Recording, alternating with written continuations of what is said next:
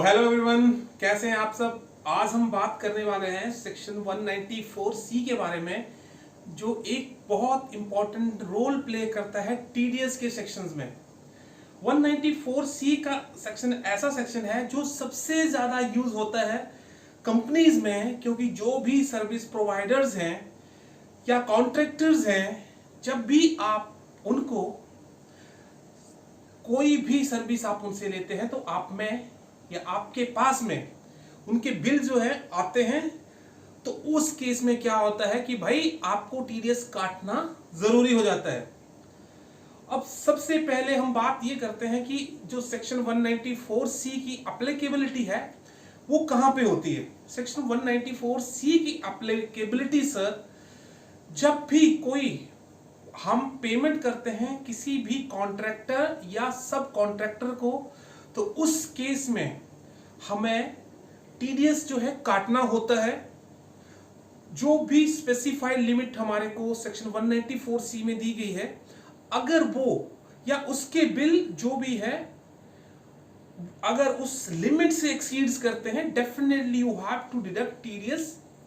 अभी मैं बताऊंगा किस रेट से काटना है, क्योंकि अगर आप इस वीडियो को स्किप नहीं करेंगे तो आपको पूरी की पूरी नॉलेज जो है इस वीडियो में मिलने वाला है और आपके सारे डाउट जो है क्लियर हो जाएंगे। आई एम वेरी श्योर कि आपको इस वीडियो देखने के बाद किसी और वीडियो को देखने की जरूरत नहीं पड़ेगी। ओके, एप्लीकेबिलिटी मैंने आपको बता दी है। टाइम ऑफ रिडक्शन, अब आपने टीडीएस कब काटना है सर। लेट्स से कि अभी मई मंथ चल रहा है, मई 2022। उस केस में जब भी आप किसी पर्सन का बिल बुक करते हो, लेट्स से कि भाई आप 10 मई 2022 को किसी पर्सन का बिल बुक कर रहे हैं, तो उस केस में आपको अभी 10 तारीख को जब भी आप उसका बिल बुक कर रहे हैं तभी आपको टीडीएस की एंट्री बुक करनी है, और उसी वक्त से आपकी लायबिलिटी जो है ड्यू हो जाती है कि आपने इसका टीडीएस जमा कराना है। सेकंड केस, अगर आप बिल बुक नहीं कर रहे हैं, सबसे पहले मतलब बिल आ गया भैया उसका 50,000 का, अभी उसको पेमेंट करनी है, तो उस केस में जब भी आप उसका बिल पेमेंट कर रहे हो उसी टाइम आपको जो है टीडीएस काटना है।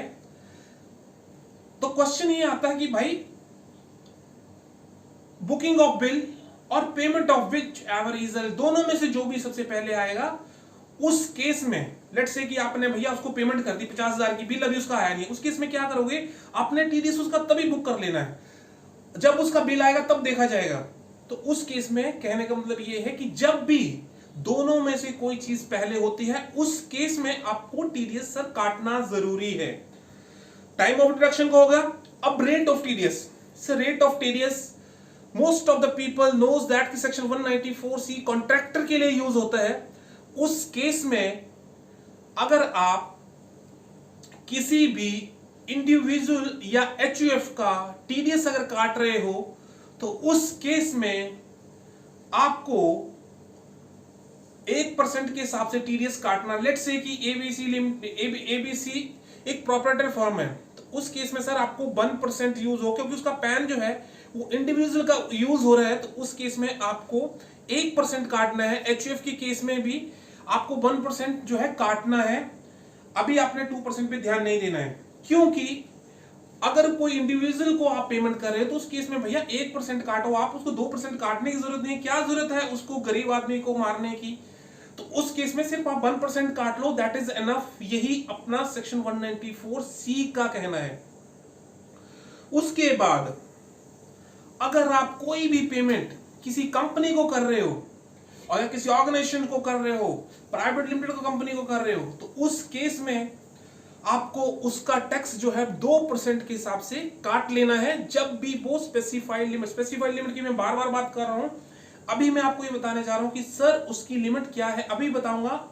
2 मिनट आप वेट कर लीजिए, मैं ये सब चीज जो है आपको बताने, अगला पॉइंट जो है यही आने वाला है कि भाई उसकी जो लिमिट है कब एक्सीड करेगी और कब हमने इसका टीडीएस जो है वो काट लेना है और किस हिसाब से काटना है। अब हम बात कर रहे थे कोई भी कॉन्ट्रैक्टर जब किसी भी गवर्नमेंट के साथ में या सेंट्रल गवर्नमेंट के साथ में या स्टेट गवर्नमेंट के साथ में या फिर आपका स्टैट्यूटरी कंपनी के साथ में या प्राइवेट लिमिटेड कंपनी के साथ में या लिमिटेड कंपनी के साथ में या लोकल अथॉरिटी लाइक एमसीडी हो गया, आपका ये सारे के सारे ऑर्गेनाइजेशन में जब भी आप काम करते हो तो आपका टीडीएस कटेगा। कॉन्ट्रैक्टर कोई भी आप काम करो, चाहे वो आप एसी का पूरा कॉन्ट्रैक्ट ले लो, मान लीजिए यार पूरे साल का 1.5 लाख का कॉन्ट्रैक्ट लिया उसने, टीडीएस कटेगा क्योंकि यार उसको पूरे साल में एक बार पेमेंट मिलनी है। तो ये सारे के सारे कॉन्ट्रैक्ट के अंदर आते हैं, चाहे वो आपको हाउसकीपिंग का हुआ, बहुत सारे एग्जांपल है, एडवर्टाइजिंग का हुआ, ब्रॉडकास्टिंग का हुआ, सारे के सारे ये आपको ये हैं आपके कॉन्ट्रैक्ट के अंदर आते हैं। सर आपको ये समझना पड़ेगा कि आप किसी के साथ क्या कॉन्ट्रैक्ट किया हो, क्या वर्क कॉन्ट्रैक्ट किया हुआ है। अगर आपने किसी के साथ कॉन्ट्रैक्ट किया है कोई भी सर्विस लेने का, तो उस केस में आपका टीडीएस कटना तय है अगर आप एक कॉन्ट्रैक्टर हो तो। अब नेक्स्ट पॉइंट हमारे पास आता है सर कि इसकी जो थ्रेशोल्ड लिमिट है, what is that threshold limit. Threshold limit for section 194C क्या बोलता है सर कि जब भी आपका सिंगल बिल 30,000 से एक्सीड कर जाता है, उस केस में आपको टीडीएस काट लेना है। उस केस में लोग क्या करते हैं भाई, आप टैक्स को बचाने के लिए भाई 29,000 का एक बिल डाल दिया, उसके बाद 25,000 का एक डाल दिया, 28,000 का एक डाल दिया, तो इसी तरह से 5 लाख पहुंच जाता था पहले।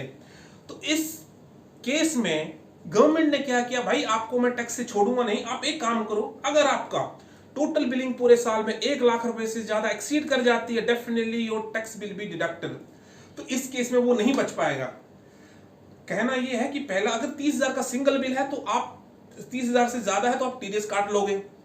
दूसरे केस में अगर उसका बिल पूरे साल में अगर 1 लाख से ऊपर एक्सीड करेगा, डेफिनेटली टीडीएस आपका काट जाएगा 194 सेक्शन सी के अंदर।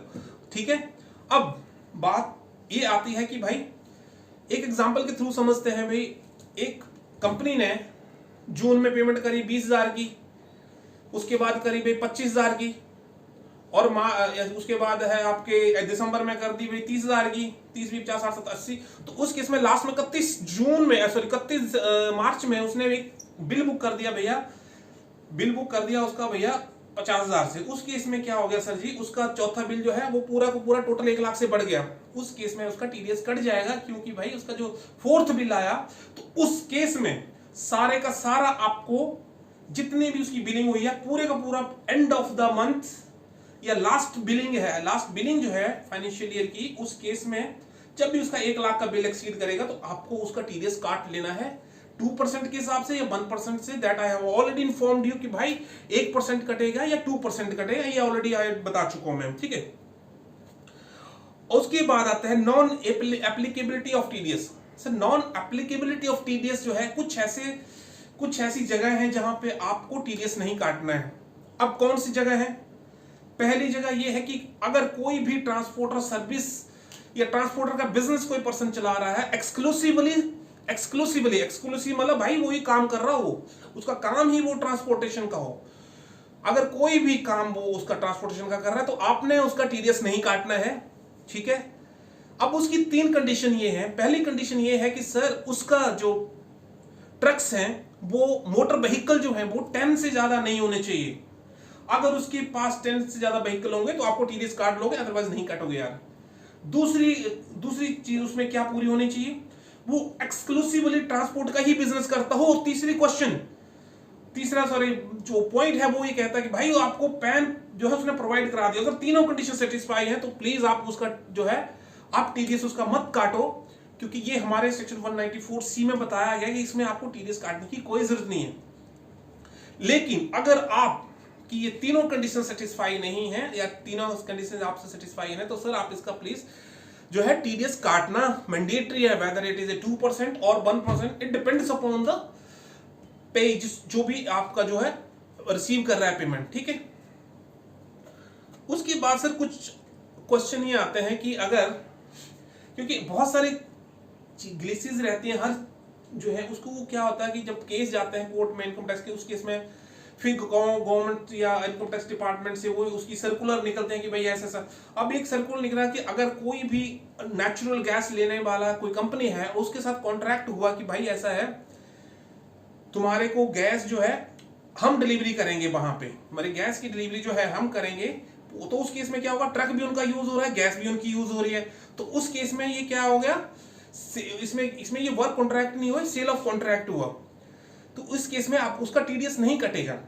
ठीक है, तो अगर उस केस में अगर वो पर्सन किसी बाहर से कोई सर्विस हायर करता है तो आपने ये सेक्शन जो है उसके लिए एप्लीकेबल होगा, जब वो उसने वर्क कॉन्ट्रैक्ट तब बन जाएगा जब वो बाहर से किसी ट्रक को गैस अपनी दे रहा है, ट्रक को बाहर से कर रहा है, तो उस केस में इन चीजों को अगर ये अलग अलग हो जाती हैं तो उस केस में उसका टीडीएस एप्लीकेबल है। अगर वो प्रोवाइड करा देता है आपको पैन ये सब चीजें, तो उसका भी टीडीएस नहीं कटेगा। ठीक है, उसके बाद ब्रॉडकास्टर क्या होता है, ब्रॉडकास्ट होते हैं, जैसे चैनल हो गए, आप टेलीकास्ट करने वाले होते हैं, और उस केस में क्या होता है, जो प्रोडक्शन हाउस होते हैं उस केस में भी क्या होगा कि भाई बहुत सारी अंडर कंसीडरेशन रहती है चीजें कि भाई इसका टैक्स काटे या नहीं काटे। तो उस केस में क्या होगा, अगर इसमें भी दो केसेस आते हैं, अगर वो जो प्रोडक्शन हाउस है या ब्रॉडकास्टर मतलब चैनल वाले अगर उनको रेडी मटेरियल तैयार करके देते हैं, भाई ये आपको रेडी करना है, तो उस केस में क्या है कि उस केस में उसका टीडीएस नहीं कटेगा। और अगर वो दूसरा केस ये आता है कि चैनल वाले जो हैं प्रोडक्शन हाउस वाले खुद उसको बेचते हैं, तो उस केस में उस चैनल वाले केस में हम क्वेश्चन ये आता है, चैनल वाले केस में क्या होता है कि मैंने I am repeating again and कि भाई होता क्या है कि जब आपके चैनल वाले खुद मटेरियल जो है प्रोवाइड कराते हैं कि भाई ऐसे ऐसे आप जो है तैयार कर दो। दूसरा केस ये हो गया कि चैनल वाले जो है वो प्रोडक्शन हाउस वाले जो है खुद सारा का सारा मटेरियल जो है तैयार कर देते हैं, तो उस केस में ये टीडीएस जो है नहीं कटेगा। और अगर वो आपका प्रोडक्शन हाउस वाले सिर्फ उसको जो है प्रोडक्शन हाउस वाले तैयार करके दे रहे हैं, तो उस केस में टीडीएस कट जाएगा। ये सारी की सारी चीजें में बहुत सारी प्रॉब्लम आती रहती हैं, लेकिन इन प्रॉब्लम से आपको घबराना नहीं है। जब भी कोई कंफ्यूजन रहता है तो प्लीज आप मुझे कमेंट सेक्शन में बता दीजिए, मैं उसको शॉर्ट आउट करूंगा। और किसी कोई चीज समझ नहीं आती है तो प्लीज आपको उसको जरूर बताना मेरे को। दूसरी चीज एक और मैं बताने की कोशिश कर रहा हूं आपको कि सेक्शन 194 के सी के अंदर एक और चीज बताई गई है। अगर हम लोग जब बिजनेस कैलकुलेशंस करते हैं तो उस केस में क्या होता है कि अगर हम लोग डेली में 10,000 से अबव की पेमेंट कर रहे हैं तो क्या होता है, वो एक्सपेंस डिसअलाउड हो जाता है। उससे क्या होता है, आपका प्रॉफिट बढ़ जाएगा, क्योंकि मतलब उसको एक्सपेंस माना ही नहीं जाता। अगर आप इन्हें एक दिन में सेक्शन 48 सब सेक्शन 3 के अंदर अगर हमने किसी को 10,000 से पेमेंट जो है कैश में करी है तो उस केस में वो डिसअलाउ हो जाता है। लेकिन ट्रांसपोर्टर को अगर आपने 35,000 अगर पेमेंट करी है कैश में, उससे एक्सीड करेगी तभी वो डिसअलाउ होगा, नहीं तो डिसअलाउ नहीं होगा। ये इसकी जो है सेक्शन 140 ट्रांसपोर्टर को पेमेंट के लिए जो है ये सेक्शन एप्लीकेबल होता है। तो आई होप कि आप लोगों को बहुत सारी चीजें क्लियर हो गई हों, और फिर भी अगर कोई कंफ्यूजन रह गया तो आप मुझे बता सकते हैं, और मैं कोशिश करूंगा कि जो भी चीजें आपकी इसके रिलेटेड है उनको शॉर्ट आउट कर सकूं और आप लोगों के लिए एक बहुत ही बढ़िया कंटेंट्स जो है लेके आ सकूं। और आई होप कि आप लोग तैयारी सही कर रहे हो। और फिर भी आप लोगों को मान लीजिए टीडीएस काटने में कहते तो सभी हैं कि भाई मेरे को ये याद सेक्शन वो आता है, लेकिन जब चीज असली काटने की चीज आती है तो बिल लेके इधर उधर घूमते हैं, सर क्या किया जाए। तो इसलिए क्लैरिटी होना बहुत जरूरी है। तो आप इस चीज को क्लैरिटी बना के रखिए और चीजों को समझने की कोशिश करो डीपली, क्योंकि कॉन्सेप्ट क्लियर होगा तो आप कोई भी चीज जो है अच्छे तरीके से कर पाएंगे। सो thank you so much and let's meet in other video session. Till that, take care.